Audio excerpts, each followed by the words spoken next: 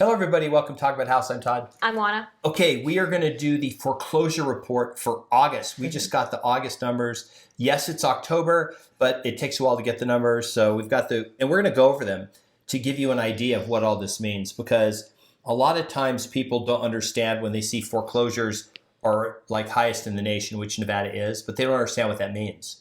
They think, oh my gosh, it's getting ready to, like, thousands of houses are going to hit the market tomorrow. Not quite. Not quite. Okay, here we go.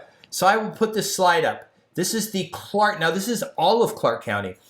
This is the trustee sale report. Juana, what does trustee sale mean? People don't understand that. That is actually what used to happen on the courthouse steps, but it doesn't happen there anymore. It's where the property is it either goes back to the lender, in this case it's called the beneficiary, or is sold to a third party. So this is what an actual foreclosure is.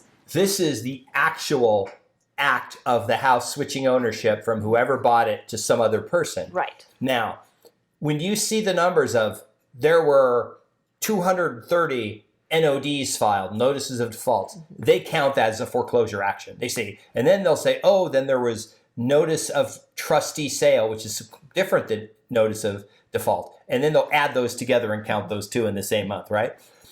You got to understand that a foreclosure action does not mean the house was taken back. And I think people see those numbers and they go, oh, there was 132 houses that foreclosed in Las Vegas.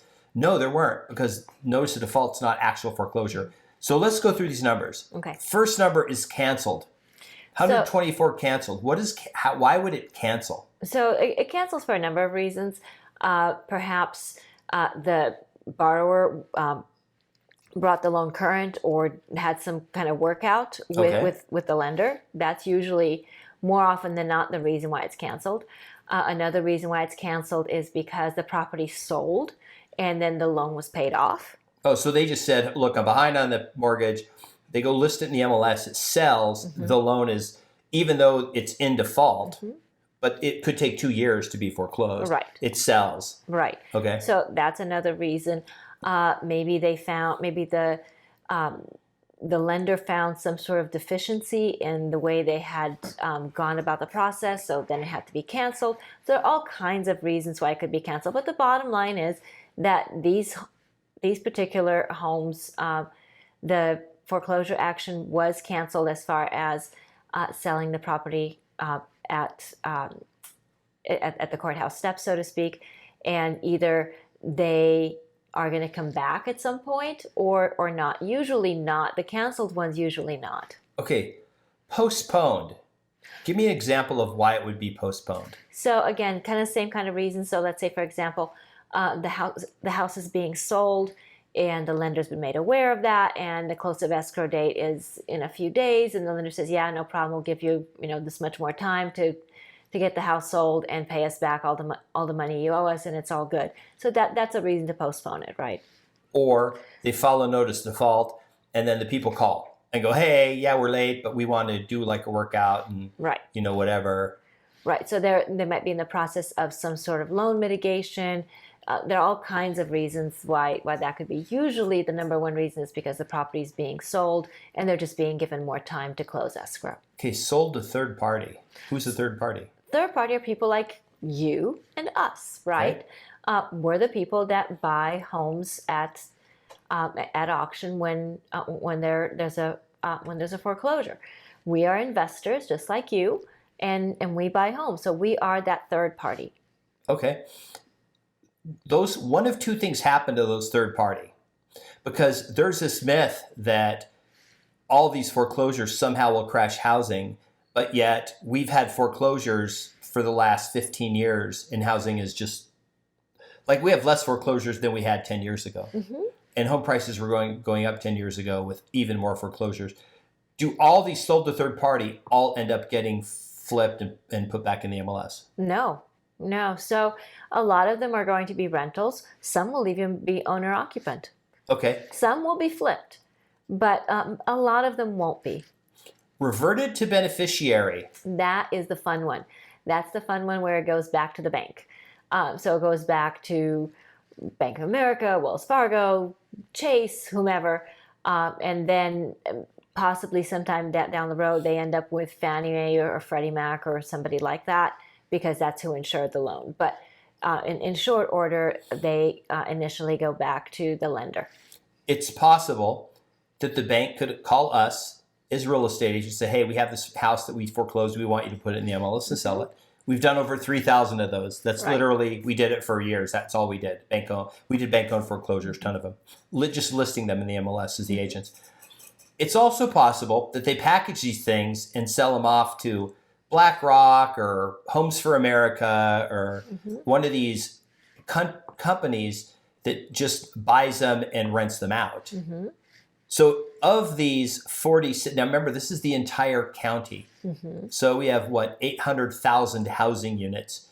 And there were a total of 47 that could have come back, which is an extremely low number. And then a lot of them didn't because they got turned into long-term rentals, right? Right. Some of these ended up in the MLS, but it's such a small number. I mean, we could have 200 properties come on the market in a day. So having 47 for the month is literally nothing. It's like a little over one a day, right? Right. Yeah. So no, it's not a big deal. And like we said, most of these probably are not going to come on the market anytime soon because they're not flips. Most of them are probably going to be turned into rentals. If you see over 1,000 a month of notice of defaults, now the problem is they never tell you just NODs. They always tell you foreclosure numbers. So they're throwing in all these other numbers, foreclosure actions. It makes it seem like there's more, but if there's 1,000, they're probably only going to be about 80 actual foreclosures, like a year or more in the future. So that's a good way to see what's going on. The number of foreclosure actions today, right now, is actually less than right now last year. So these numbers you're saying, a total of 47 possibly that went back, that could end up back for sale, someone buying them, and not just being a rental or whatever. 47 of them, we probably will see less, potentially, right? It could be more because of variability, but could be less. So we know right now that within the next 12 to probably 24 months, there's a very low chance of substantial number of foreclosures hitting the market. Even if people stop making payments today, it takes a long time for this process. Right. And then remember, foreclosures tend to slow way down for November and December because it is bad optics. So, so whatever foreclosures we get in September and October, that's fine. November and December are going to be really slow. And then it picks back up January, February. The other thing I want you to notice in these numbers, this number of canceled and postpones, when you see those big scary foreclosure numbers, just remember that by far most of them get canceled, postponed, and then the postpones mostly end up getting canceled. Right. But you can see the ratio of how hard it is to foreclose. I mean, you had almost 10 times as many, like 8 times as many homes canceled as you had that actually reverted back to the bank.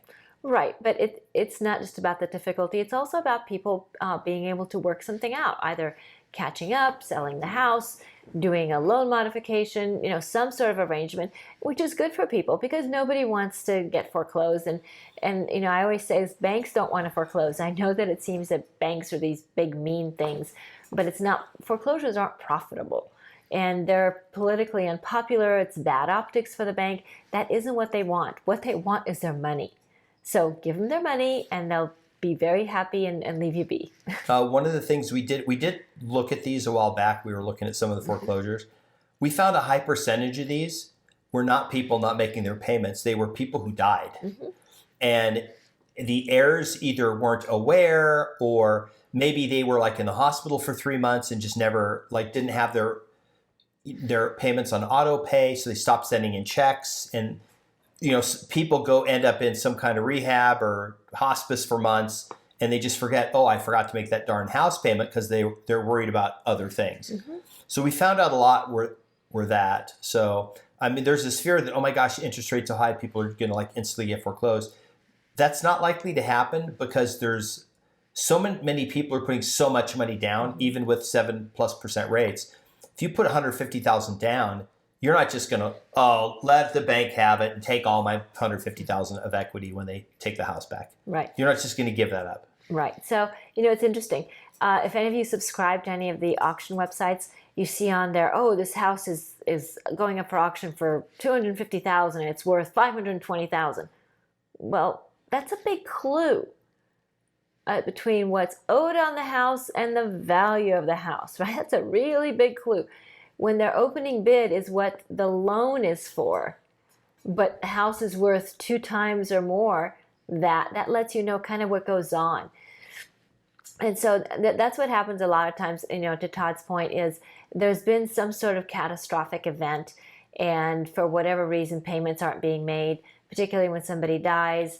The heirs either don't even know that there's a house out there or that there's a mortgage payment or whatever. They can't decide who wants to deal with it all because nobody wants to deal with it.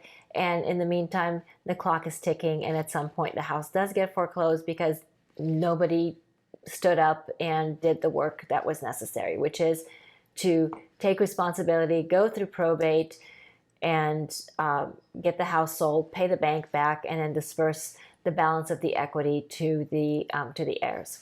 If you're waiting for a bunch of big, scary foreclosures that the housing doomers have said are going to happen, they just don't exist. They're not out there. So right.